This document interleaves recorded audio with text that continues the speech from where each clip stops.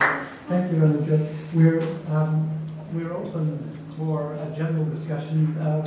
Ambassador Zainul might like to lead that off, or he might like to wait for a moment and see whether we generate. Shall we see what we get from the audience?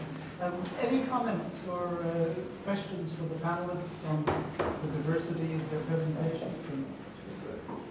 You mentioned Justice Amir Iqbal. He's famous for his book, The Spirit of Islam. Is that the same person? Yeah.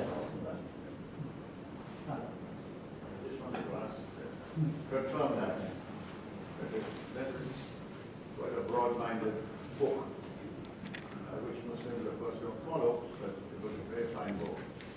Still while waiting for a question, so I've been intrigued by this color. Why the choice of this photograph to represent Muslims in South Asia?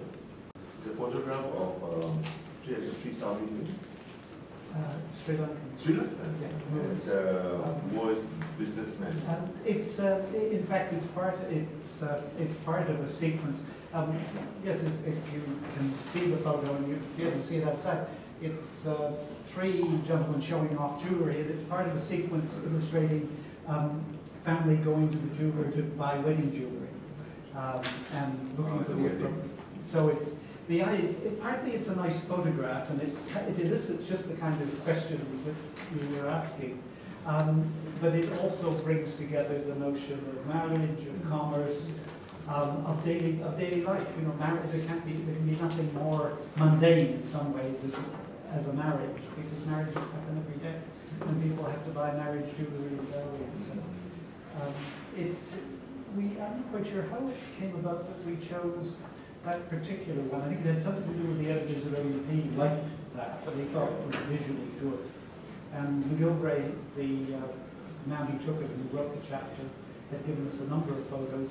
I had a favorite, which I wasn't allowed to use, kids in a school, which the OUP people said didn't have enough impact. There wasn't enough kind of body to the photograph. Yusuf would be a better judge of that than I am.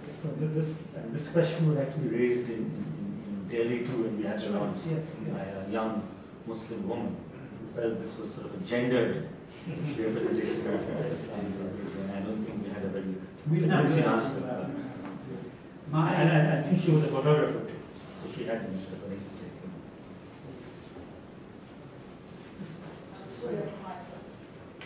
I just wanted to ask about Riyaz.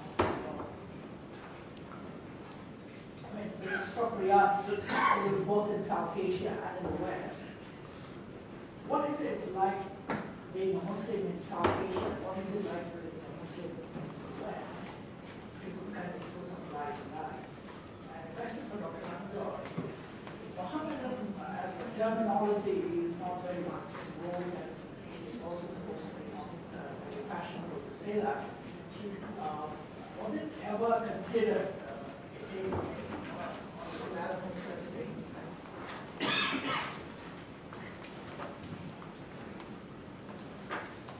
Would you like to have a long answer?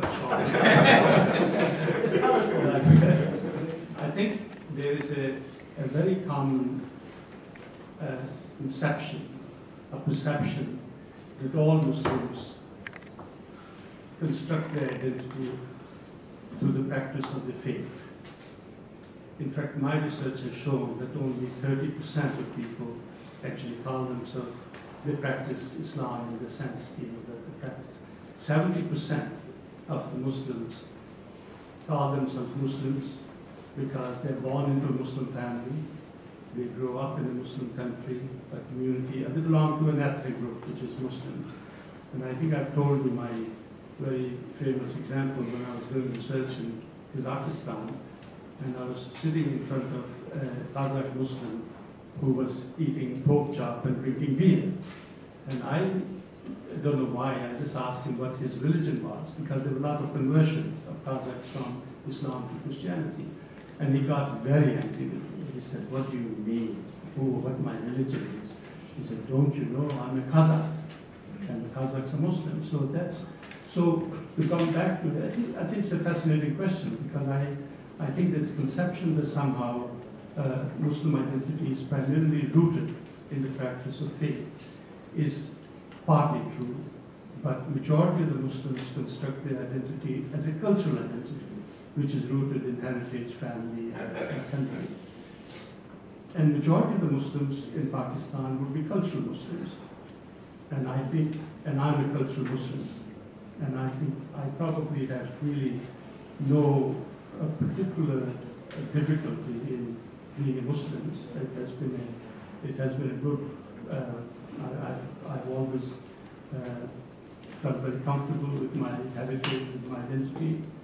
But where I think I do make a point to say that, look, because of the image of Islam in the West,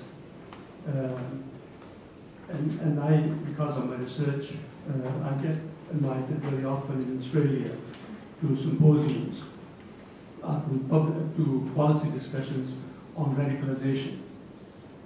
And I have to constantly remind my fellow Australian, sometimes with very high policy making events, that Islamic theology is not responsible for radicalization. It's not the impulses of Islamic theology which drives people to radicalization or to whatever they may be doing, because that's a major concern in the West. And it is the inequality of citizenship, or the quality of citizenship that people experience, which actually can drive people to various kind of social movements. So to answer your question, it has been, I have been very comfortable. I've been cultural Muslim in Pakistan, and I moved on to cultural Muslims in Singapore and back in Australia. Just one more question. Did you say that 30% some of the practicing and 70% culturally? Is that correct? Yes, in my survey, in the book Inside Muslim Minds, I have 7 countries. And in fact, I also, Singapore is not included, but I also did the same study in Singapore. The countries are Indonesia, Pakistan, Malaysia, Egypt, Iran, Turkey, and Kazakhstan. And I chose these countries because they represent different kind of ummahs. My position is that each regional ummah is going to be shaped by temperament, history, and so I was trying to actually capture the diversity of Muslims around the world. And in that, I have very detailed questions of practice of Islam, observing, fasting, praying, observing, namaz, etc. And when I did the indices of religiosity and religious commitment, about 30 to 40% of people I would call them very committed Muslim in the sense that they were practicing all the time or sometime Islamic, they were involved in the practice of the faith. But 60% of people were actually Muslim because they were born into a Muslim family or they belonged to a Muslim community. Yeah, listening to the countries you mentioned, I can understand that ratio. But you were to look at, for example, just India and Pakistan, for example, one a totally majority Muslim, one minority Muslim. I wonder how those figures would reflect. Yeah. In general, when Muslim minority majority has a very profound impact on the practice of Islam and construction of identity. In Muslim majority communities, when Muslim parties, the Muslim party have opportunity to come to power, they always go for power based on Islam and Islamic practice. In minority communities like India or Singapore, when Muslims can't go and have power, political power, so they always go for equality of citizenship. So I think the idea that somehow, they actually seek social justice, equality of citizenship, but not political power. So the difference would be, I think that the contest, the debate in India would be primarily over the equality of citizenship of Muslims, whereas in Pakistan would be essentially on Muslims of power belonging to Muslim community. Could I follow up? Yes, I think so. Please. And before you would want to since we are talking about diversity, and you mentioned 6 Muslim Ummahs, as it were. I just wonder whether you can still call South Asia Islamic society or Muslim society one Ummah or three. Pakistan, India, Bangladesh. Now, as an economist, I've looked at some of the numbers. Before 1947, the most prosperous Indian Muslim community were those in the Muslim minority provinces. Next, the Muslims in what is Pakistan today, and the least prosperous were the Bengali Muslims. That has been inverted over the last 67 years. Pakistan, in terms of per capita income, looking at the Muslim community, they are at the highest amongst the Muslims in South Asia. Then Bangladesh, then India. So it's been inverted. And I just wonder, why has this happened? Is it because overall, India has done slightly better in terms of rate of growth of the economy over the 67-year period than Pakistan, yet the Pakistani Muslims have done much better than the Indian Muslims. I think there are two levels.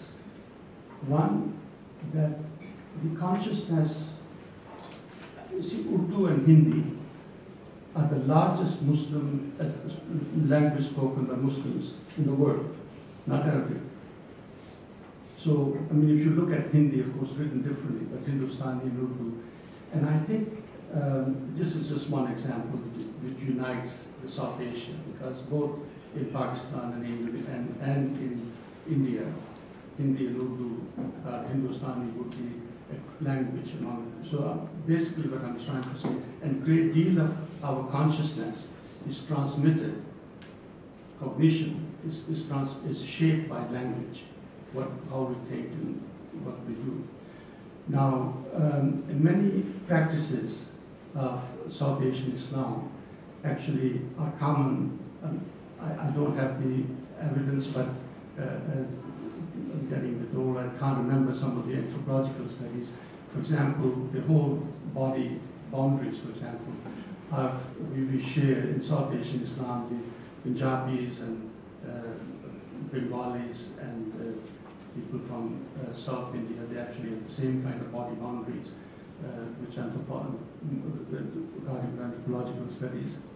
But the actual question about economic position, I think, has to do with the fact that once you have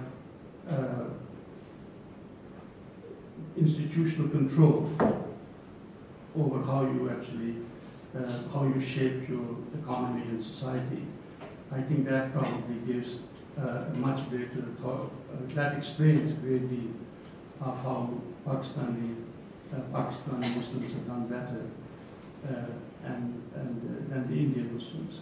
I think Indian Muslims probably, again, they are spread all over. There are 3 or 4 states in India: Assam, Bengal, I think Uttar Pradesh, and Kerala, which have more than 25% Muslims.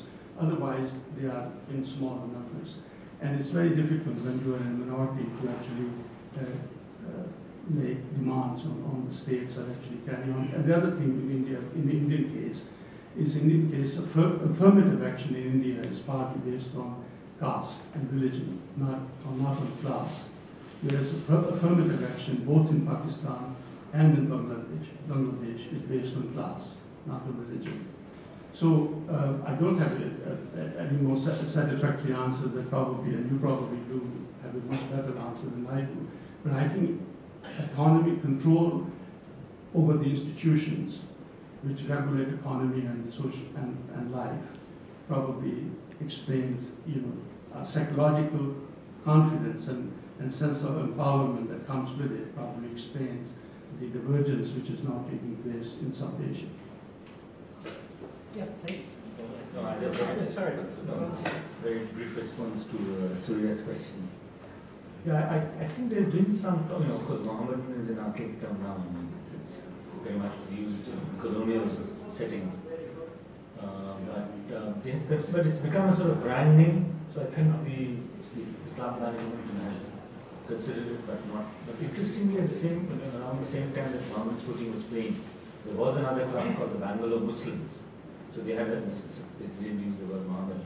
And in fact, there was a famous instance where the two teams played in the final of a tournament. And the Bangalore Muslim team actually had non-Muslims playing in their side. So they were held up by the Congress as an example of the sort of team that should be playing against a completely separate team. So the Muslim term was also used by football. Yeah, please. Okay, my name is Mohammed Saidul Islam. I am from Sociology and Technology at the University of Aston Council.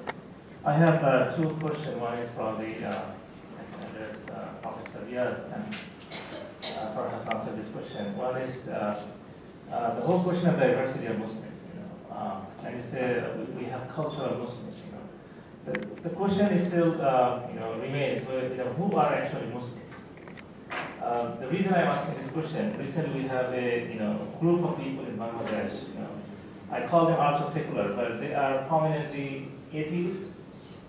They are carrying Muslim names like Ahmed Sharif, and so on. But they are die-hard anti-Islamic. They want to, if they have power, they want to abolish every single symbol that Islam has. And recently there is a movement, Shahbaz movement, and that movement was actually launched by a group of bloggers. And if you look at the writings of those bloggers, I mean, a Muslim cannot simply tolerate those kind of words that they use against Islam, against the Prophet of Islam, against even God. Okay? And they want to slaughter some of the Muslim clerics, and they say that if the God comes here, we'll slaughter him too. So this kind of statement they say. So do you think that even though they are within the domain of Islamic culture, they are carrying Islamic names, but do you call them Muslim? Number one. The second question is probably for the whole panel, perhaps Robin Jeffrey can answer this question, is the whole notion of the methods that you use for this book. The reason I'm asking this question is that after 9/11, Muslim became a subject of debate and attention for many people. And what I find in most of the books written on Muslim is that Muslims are represented really badly. The whole question of representation is here. They are represented by their worst representatives. And probably 1%, 2%, or 5% people. Every community has bad apples, right? But the problem is that when you take the bad apples and make them kind of representative of the whole community, then the problem occurs, right? The mainstream representation from the policymakers, from the media is that the Muslims are lacking, they are traditional, they are terrorists. Even when I go to the United States, because of my name, I have to taken away by the Homeland Security officers, and I have to be interrogated and so on. If you have the same kind of figure, probably you also face the same kind of problem. It has a huge implication. When you go to the job market, when you go to the education system, every time we face the same kind of problem because the whole discourse has been created based on a simple representation that may not represent the whole community. Recently, there was a Gallup survey, and that very strongly shows that more than 95% of the Muslims around the world, the survey has more than 30,000 samples, and more than 95% of the Muslims strongly denounce the ideologies of Osama bin Laden. But from the mainstream media or the discourse, we find that most of the Muslims are terrorists, kind of thing.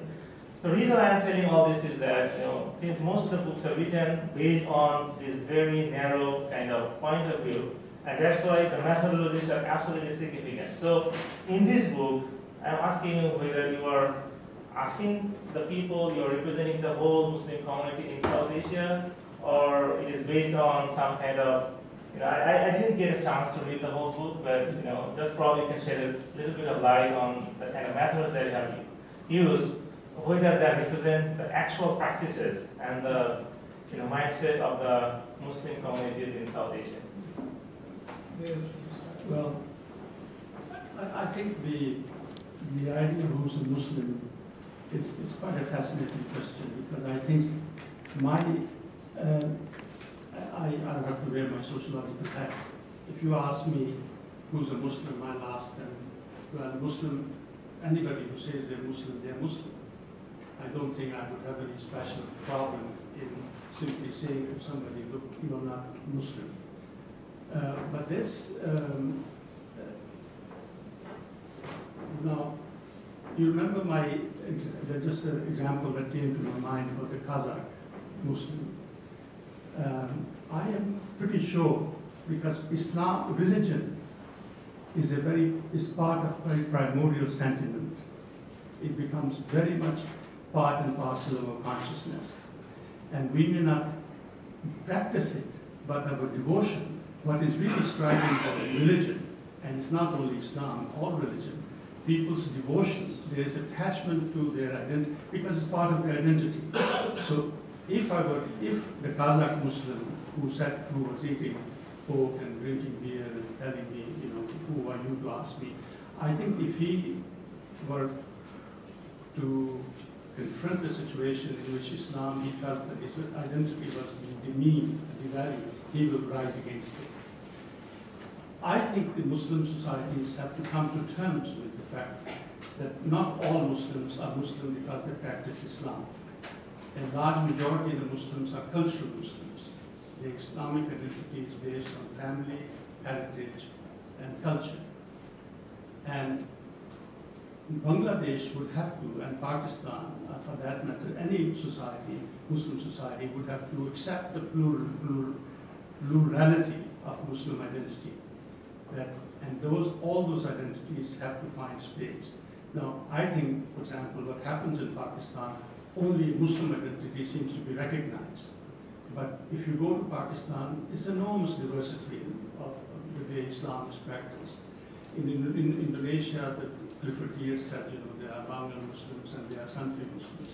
And I think what is really, I would probably not be concerned about these atheist Muslims coming to power and destroying Islam, because Islam has been around much longer than and so I think Islam will survive. But my impression is that Muslim societies would have to provide space for all identities which Muslims claim to have to prosper.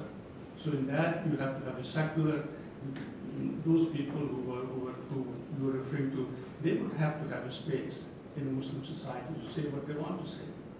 And similarly, those who want to practice Islam, they would have to have the opportunity. So Muslim societies would have to face the challenge of pluralism.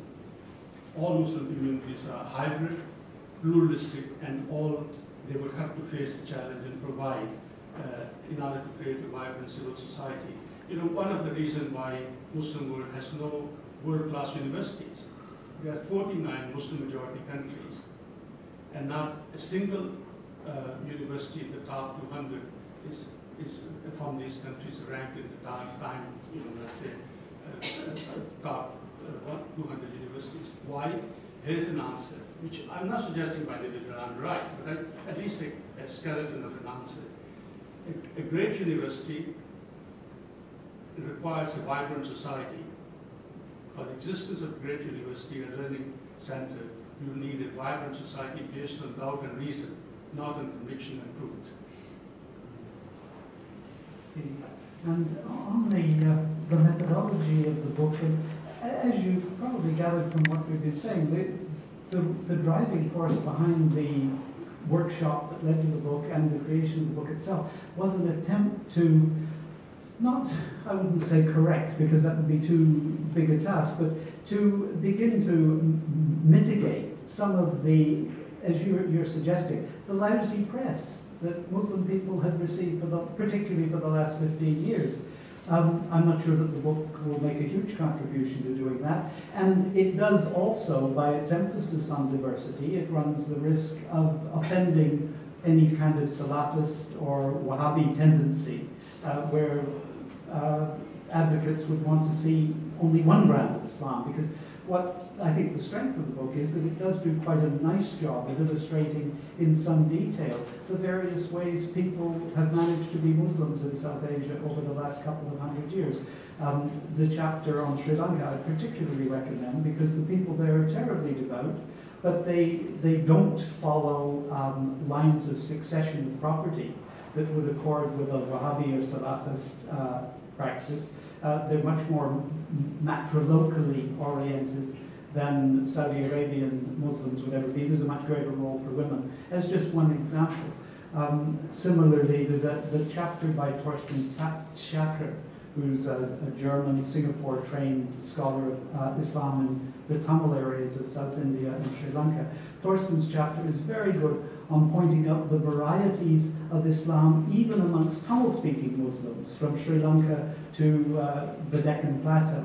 So the diversity element, and finally, I guess, the element of daily life, the fact that Muslims also play football and get married, is something that the book tries to emphasize. It tries to draw the attention of readers back to the notion that these daily practices in any religious community or any identifiable community have to go on for society to endure, and that these practices are interesting, they change, and in the case of Muslims, they may be different from one part of this region to another. So that's the way the book was hoping to make a contribution. It did this by bringing together people who are historians, but also contemporary social scientists, people like Riaz, who work on surveys taken, now in terms of time, but also drawing on historians who are prepared, like Khalid Ahmed Massoud, to go back 500 years and discuss trends of ideas and the way they've developed over that time. So that's the gist of it. Yeah, please. Just want to say that when you go to the United States, I face the same problem that you do with the Muslim name.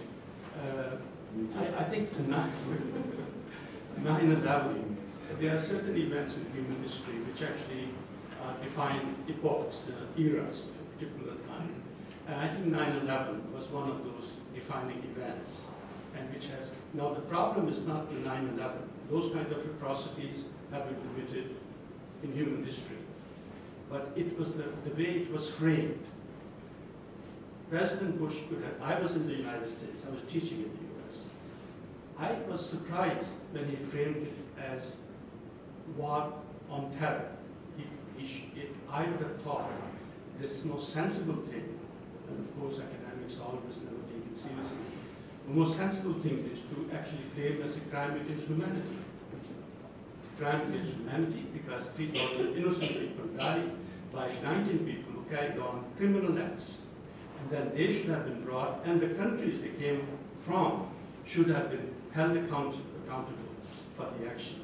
But instead, one of the great mistakes of modern time was President Bush's, at least the Bush administration's, framing it as a crime, as a war on terror, not as a crime against humanity. If it had been framed as crime against humanity, as I was actually trying to advocate at that time, probably the history would have been very different. His first response was to call it a crusade. Crusade, yes, that's right. Thank you. I just wanted to come in on your question because there's actually been a very interesting, there was a legal discussion, interesting legal discussion that tried to answer exactly this question. It came from Pakistan. It was what's called the Munir report. Judge Munir put it together. In this report, there's a section of the report where he says, I collected a group of ulama and I asked them two questions. What is Islam and who is a Muslim?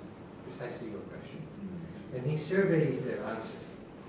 And he concludes this particular section of the report by saying that I would have thought that these would be fairly straightforward answers and I would get some consensus. At the end of this review, what I've discovered is that the answers for one, if I followed one, then what they said was then they would fall afoul of the other. So there's absolutely no consensus amongst the ulama on something like that. So it's fascinating that it has been challenged. I mean, we had spoke about it in sociological terms, but even when it came to sort of the legal terms, there was a real problem. Let me just add on that. The one common example often quoted about that is that someone, a local Malay Muslim, he can be a drunk, he can be a responsible guy, but the moment you speak anything against Islam, suddenly he becomes a champion. He can be a drunk, but he becomes a champion the moment you say anything bad about Islam.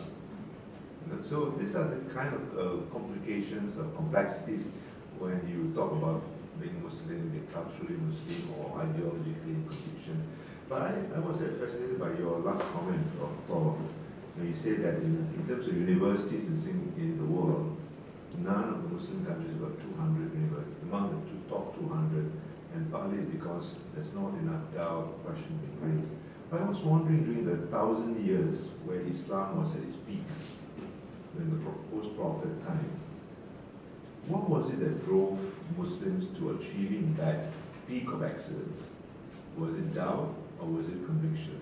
Because at that time, there was a lot more conviction about Islam than doubt. And but is it the way of life? Is it what is it? How do you compare those two eras?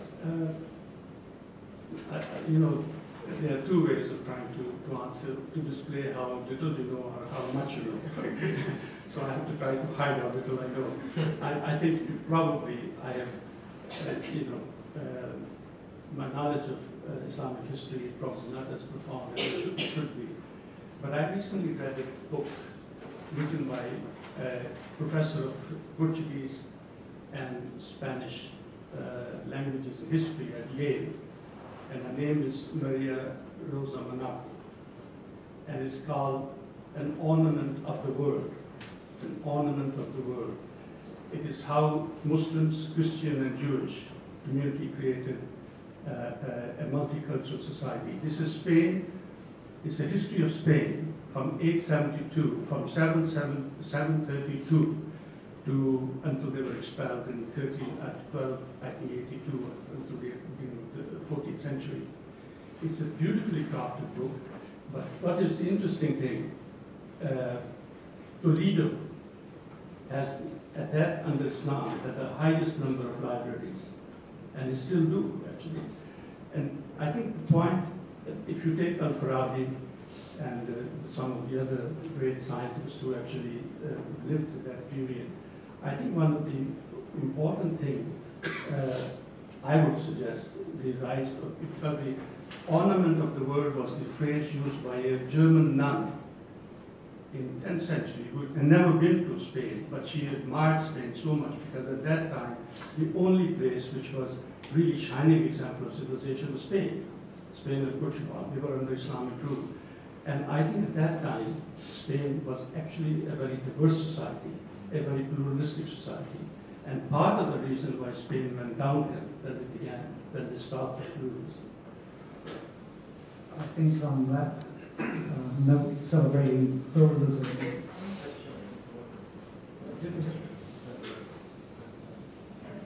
Last question. Sorry? Yes.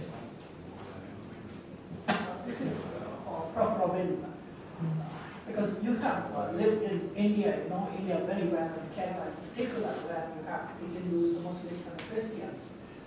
So how secular India really is in your observation? How secular? I'm going to get into discussions then of secular. It's a word that ought to be put in cold storage for 2 generations. I think it's served any useful purpose. Is India secular? What immediately leaps into my mind is Kerala has announced in the last week that it's going to go to prohibition in the next year or 2. And that is being supported by the Catholic Church and presumably by the Indian Union Muslim League. Both will be delighted at the announcement of prohibition, at least publicly. Whether that implies a kind of secular institution, was it that 2 of the significant religions in Kerala would band together on an issue.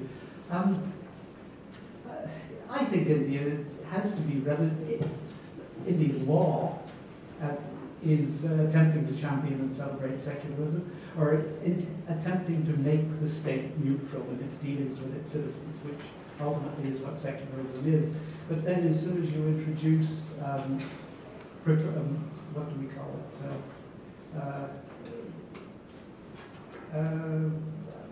preferred action at work, well, positive discrimination.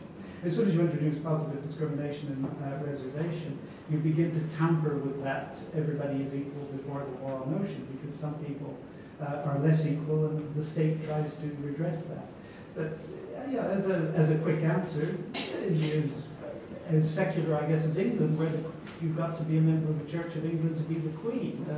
Australia is supposed to be a secular country, but its head of state is a Protestant English woman who lives 10,000 miles away. These are the sort of absurdities that modern nation states, I guess, have to adopt. But yeah, on balance, more secular than not, whatever, in terms of the state trying to hold an equality among its citizens. Not a very good answer, certainly, but you took me very much by surprise. The batsman out for not, I think, on that particular ball. Very good one. We'll, I think, close now and ask Sibylla to... I think, thank you, Ambassador Rashid and the panelists for such an engaging discussion. And on behalf of ISAS, we'd like to invite Professor Khan to present our book, The Encyclopedia of the Sri Lankan Diaspora, as a personal appreciation to Ambassador Rashid.